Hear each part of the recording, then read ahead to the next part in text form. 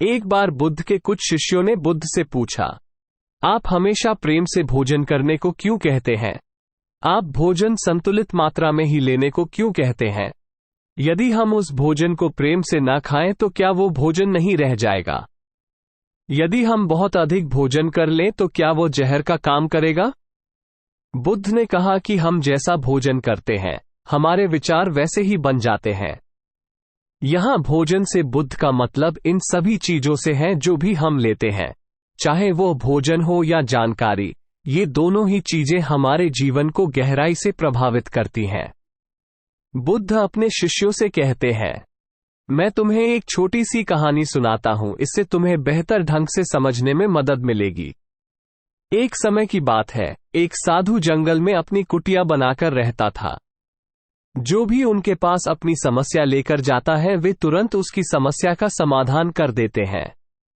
धीरे धीरे आसपास के गांवों से भी लोग अपनी समस्याओं का समाधान जानने के लिए उस साधु के पास आने लगे और वो सभी की समस्याओं का समाधान करते हैं। धीरे धीरे उनकी प्रसिद्धि गांव से शहर और शहर से राजधानी तक फैल गई। ऋषि की प्रसिद्धि उस राज्य के राजा के कानों तक पहुंची। तो एक दिन राजा अपने सेनापति और मंत्री के साथ उस साधु से मिलने गए। राजा ने साधु से कहा, महाराज, मैंने आपके बारे में बहुत चर्चा सुनी है। मैंने सुना है कि आपके पास हर समस्या का समाधान है। इसलिए मुझे लगता है कि हमारी राज्य अदालत में आपकी सबसे ज्यादा जरूरत है, जहां लोग हर दिन नई समस्याएं लेकर आते हैं। आप यहां जंगल में अपना समय क्यों बर्बाद कर रहे हैं? आपको यहां उचित भोजन भी नहीं मिलेगा। जंगली फलों को तोड़कर खाना, पत्थरों पर सोना पड़ता होगा। आप हमारे साथ हमारे महल में आएं, वहां आपको हर सुविधा दी जाएगी। खाने के लिए स्वादिष्ट व्यंजन होंगे, आप इनका स्वाद लीजिए। आप यहां अपना समय क्यों बर्बाद कर रहे हैं? आप हमारे साथ हमारे राज दरबार में बैठिए और राज दरबार की शोभा बढ़ाइए। वह साधु उस राजा को बहुत मना करता है, लेकिन राजा नहीं मानता, उसके चरणों में गिर जाता है और अंत में साधु को अपने साथ महल में ले जाता है और महल में वो राजा अनेक प्रकार के दान देता है। उस भिक्षु को सुख सुविधा की सभी चीजों को उसके सामने रख देता है।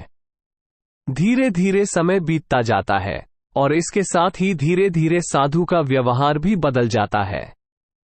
आपको यकीन नहीं होगा कि राजा के महल में रहते रहते उस साधु का व्यवहार पूरी तरह से बदल जाता है।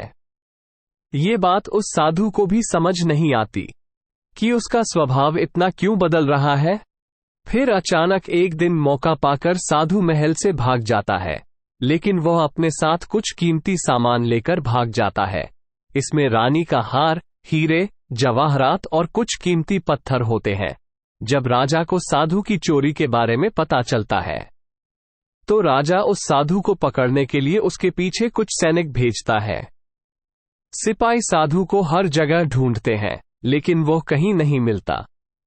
साधु जंगल की ओर भागता है और भागते भागते थक जाता है। फिर जंगल के बीच में आकर एक पेड़ के नीचे बैठ जाता है।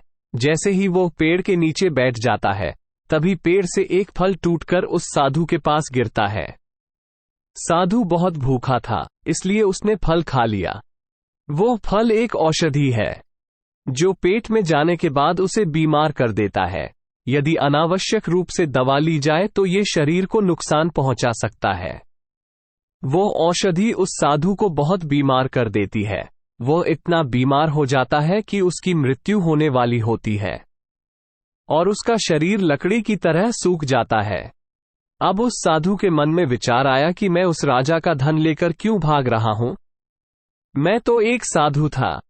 न जाने मुझे क्या हो गया कि मैं ये धन लेकर व्यर्थ में भाग रहा हूं। यह विचार आते ही वो साधु आत्मग्लानि से भर जाता है। वो बहुत पश्चाताप करता है और महल में वापस चला जाता है और राजा का धन लौटाने लगता है। राजा साधु से पूछता है कि तुम्हें धन लौटाना ही था, तो फिर आप ये धन लेकर क्यों भाग गए? ये सुनकर साधु राजा से कहता है, क्षमा करें महाराज, लेकिन पिछले कुछ महीनों से मैंने आपका भोजन खाया, इसलिए मैंने बिल्कुल आपके जैसा ही सोचा। उस पेड़ को शुभकामनाएं जिसने मुझे वो औषधीय फल दिया। उसे खाने से मैं बीमार हो गया और जो कुछ मैंने तुम्हारा खाया वो उस बीमारी से मेरे शरीर से निकल गया। और तब मुझे एहसास हुआ कि मैं कितना गलत कर रहा था।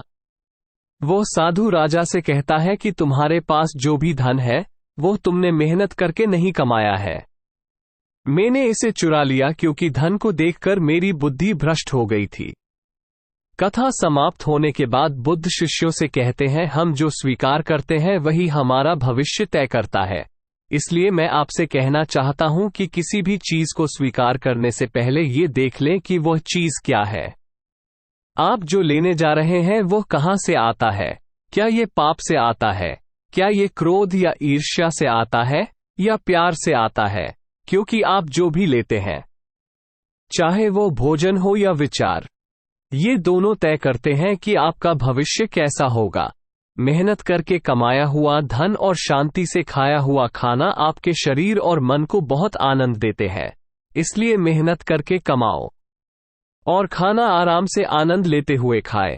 जल्दी में खाना खाने से वो खाना शरीर को नहीं लगता, वो शरीर को किसी भी काम में नहीं आता, वो शरीर में सड़ता है और कई बीमारियां पैदा करता है।